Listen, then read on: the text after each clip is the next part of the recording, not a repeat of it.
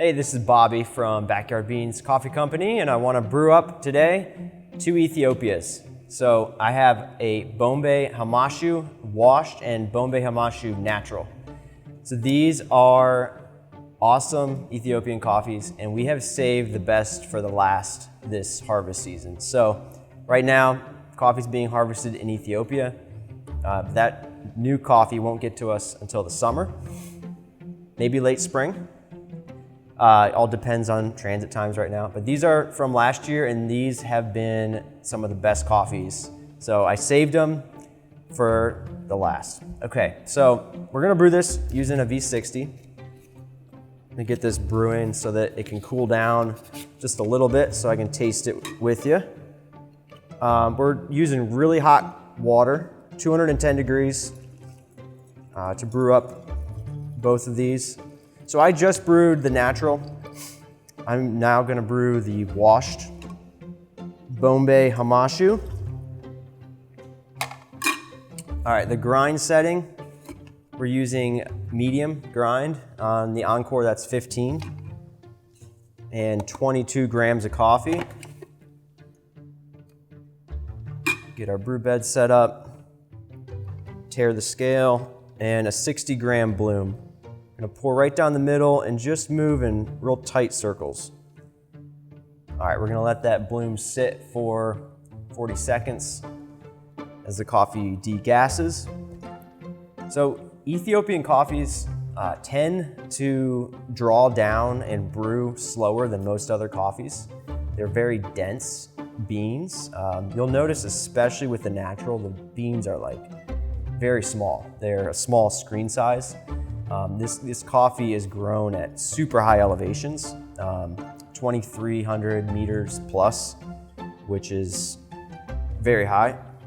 All right, 40 seconds, we're gonna hit this 100 grams, so that'll take us up to 160.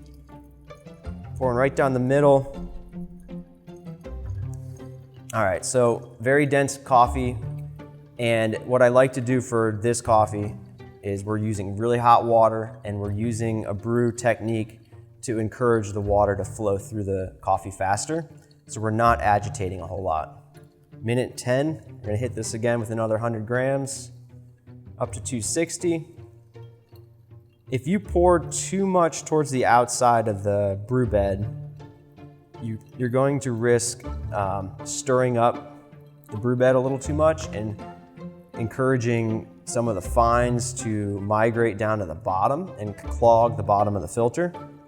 So we're trying to avoid that by hitting in the middle, tight circles, raising the brew level, and letting that drain down. All right, last pour, minute 40. We're gonna raise this up to 360 grams of a total brew weight. So, simple recipe to remember. Doing a 60-gram bloom and then 3 pulses, 100 grams each.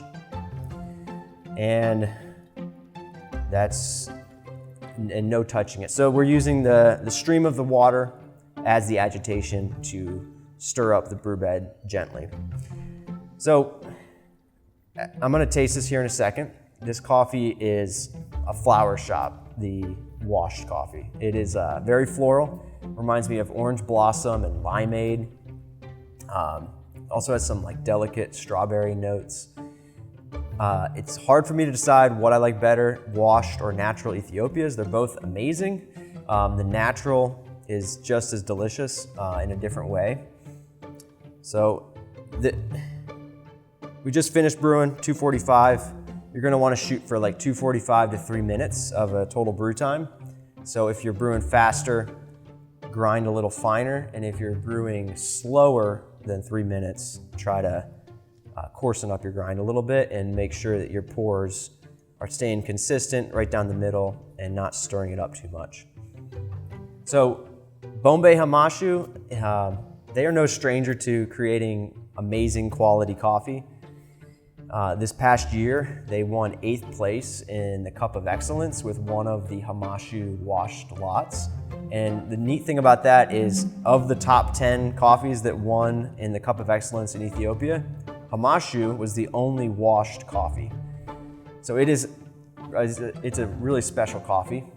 It comes from around like 1,500 outgrowers. So these are smallholder farmers who deliver their cherry to the station where it is then processed as washed, which it gets pulped and fermented for 36 to 72 hours, and then washed and laid out to dry for 9 to 12 days. The natural, they float it, and that allows them to get rid of all the floaters, which are cherries that are not as ripe. They get rid of those and then lay it out to dry. And the natural's dry for a few more days, 12 to 14 days, around that range. Is how long it takes to dry the natural. So this is from Bensa, Sidama. That's the region that Bombe Hamasho is in.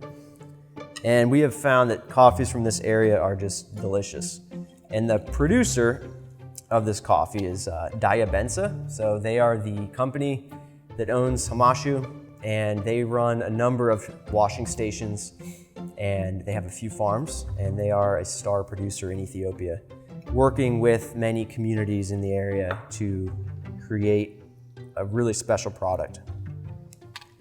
So first, let's taste this natural because it's a little cooler.